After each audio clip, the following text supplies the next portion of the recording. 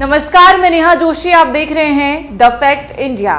लोकसभा चुनाव से पहले राजस्थान में जाट आरक्षण का मुद्दा फिर गरमाने लगा है।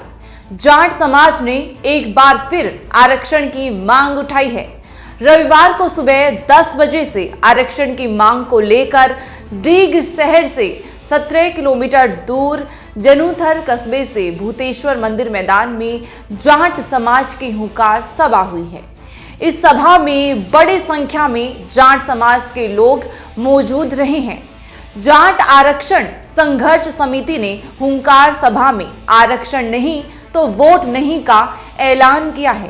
साथ ही सरकार से आर पार की लड़ाई का ऐलान किया है। गौरतलब है कि भरतपुर और धौलपुर के जाटों को छोड़कर सभी जिलों के जाटों को केंद्र में ओबीसी के आरक्षण का लाभ मिल रहा है। भरतपुर और धौलपुर की सीटों की आरक्षण की मांग वर्ष 1998 से चल रही है।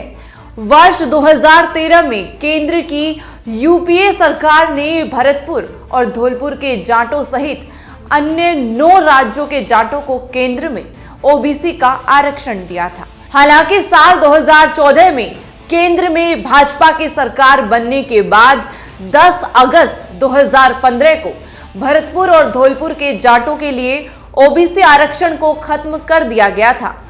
भरतपुर धौलपुर जाट आरक्षण संघर्ष समिति के संयोजक सिंह फौजदार ने ऐलान किया है कि हम सरकार को 10 दिन का समय देते हैं।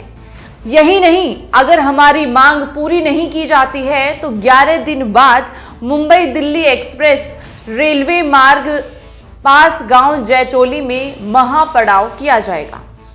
यदि आरक्षण नहीं मिलता है तो जाट समाज मुंबई दिल्ली रेलवे मार्ग और जयपुर आगरा नेशनल हाईवे समेत जिले में कई जगहों पर चक्का जाम कर देगा।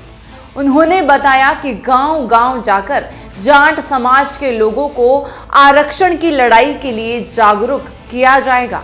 भरतपुर धौलपुर जाट आरक्षण संघर्ष समिति के संयोजक में सिंह फौजदार ने अपने संबोधन में कहा कि जाट समाज ने हमेशा सभी के न्याय के लिए लड़ाई लड़ी है, लेकिन इस बार लड़ाई अपने बच्चों के भविष्य के लिए है। जाट समाज सरकार के सामने शांतिपूर्ण तरीके से अपनी मांग रखेगा, लेकिन यदि शांतिपूर्ण तरीके से सरकार नहीं सुनती है तो आंदोलन का रास्ता अपनाने के लिए मजबूर होना पड़ेगा। इस बार सरकार से आर पार की लड़ाई होनी है। जब तक भरतपुर और धौलपुर के जाटों को केंद्र सरकार की ओर से ओबीसी आरक्षण नहीं दिया जाता है, तब तक आंदोलन जारी रहेगा, भले ही रेल रोकनी पड़े या सड़क जाम करनी पड़े। ये तमाम मुद्दे हैं जो जाट समाज, जो भरतपुर और धौलपुर के जाट समाज ने रखे हैं। तो वहीं जाट समाज के कुछ नेता भी उभर कर आ रहे हैं। तो चलिए सुनाते हैं कि रितु बनावत और विश्वेंद्र सिंह ने क्या कुछ कहा है अपने समाज के लिए। मुझे मालूम पड़ा, वैसे मालूम तो कई वर्षों से ही था कि पूरे राजस्थान के जाटों को आरक्षण मिलता है केंद्र सरकार में।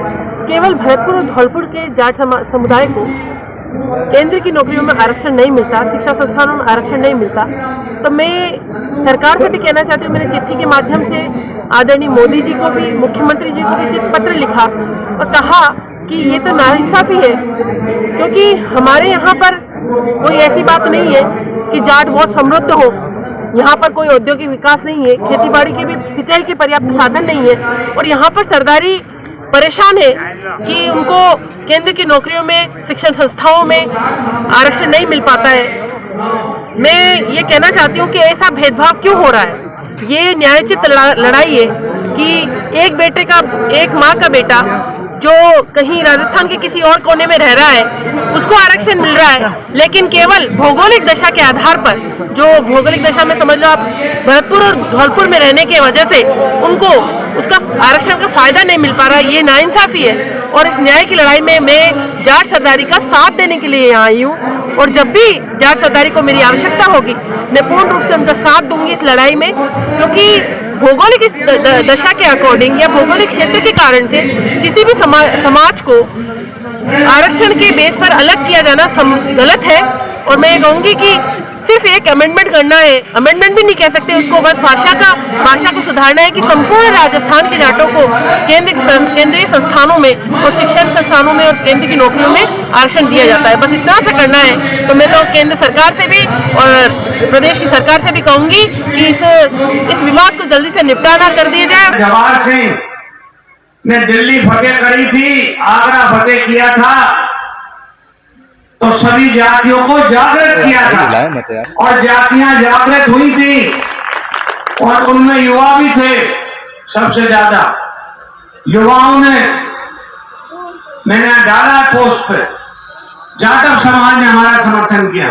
अभी यहाँ बयाना महोदय, विधायक महोदय आई बताई, उनको धन्यवाद देना चाहता हूं, उन्होंने समर्थन दिया और लोगों ने समर्थन दिया। लेकिन क्या ये आरक्षण बीजेपी वालों को नहीं चाहिए? मैं पूछना चाहता हूं इस बात।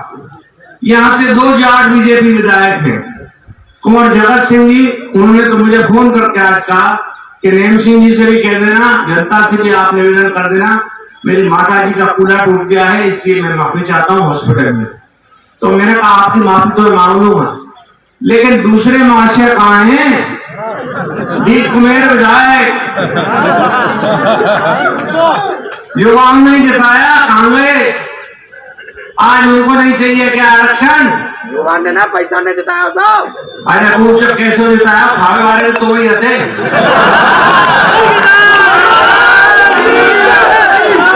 मैं तो मोड़े के वाला आदमी सुनो, अब अच्छी लगाओ या बुरी लगाओ? वो अच्छी लगाओ तो बढ़िया बात, बुरी लगाओ तो स्टेज करो। मैं ना बदलो। तो मैं जो बात कह रहा हूं वो बिल्कुल आपसे पता ही कह रहा हूं। यहाँ बीजेपी वाले कई बैठे नेता भी मेरे सामने चश्मा लगा के, लेकिन नाम ना लेना चाहता।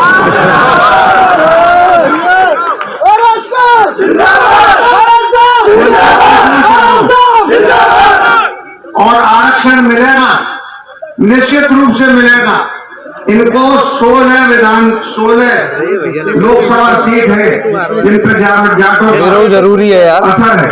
वैसे थोड़ी एंजॉय के कार्य ना बना धौलपुर सबसे ज्यादा जरूरी है इनके लिए।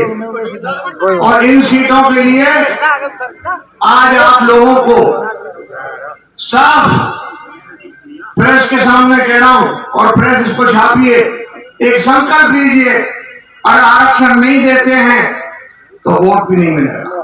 कहा ओबीसी से हम नहीं देंगे आपको, हम 5% एसवीसी में दे सकते।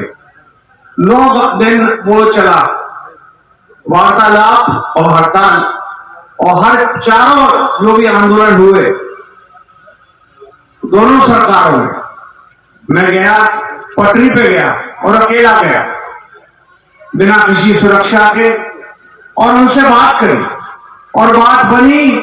एसबीसी का आरक्षण हमने दिया राजस्थान में, जो आज तक किसी ने नहीं दिया, और केंद्र को हमने 9 शेड्यूल में उनको सिफारिश की चिट्ठी दी। इसके लिए भी हम पहले वार्ता करेंगे। 10-5 दिन अभी रुक जाओ, मई को महीना चल रहा है, शुभ दिन आ जाने दो। मुख्यमंत्री जी वो काम संभाल लें दो अपना, मंत्री बड़े मुश्किल से बने हैं। और नैम सिंह जी और हम सब लोग 11 आदमी का प्रतिनिधि मंडल मिलेगा और आपको अवगत करेगा। लेकिन आज एक चीज मुझे देखने को मिल रही, आरक्षण चाहिए युवाओं को और बूढ़े ज्यादा बैठे हैं।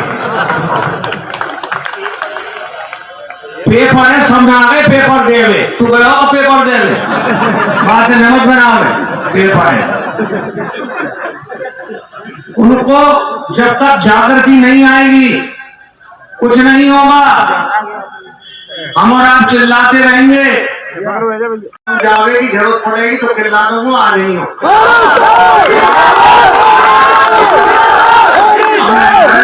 मैं 2-3 प्रोग्राम है क्या हूँ कभी।